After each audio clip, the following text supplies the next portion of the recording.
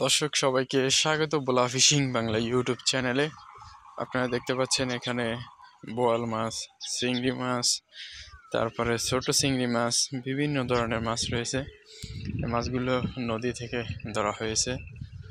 মাছগুলো ধরে এইমাত্র ওনারা নিয়ে আসছে। এই মাছগুলো নদীর চর থেকে ধরে আসছে ওনারা, তাও গড়া জাল থেকে মাছগুলো ধরছে। দেখতে পাচ্ছেন আপনারা আবার হিরে মাছটা ভরিত মাছের মধ্যে কত রং দিচ্ছে, মাছটা লাল হলুদের মতো।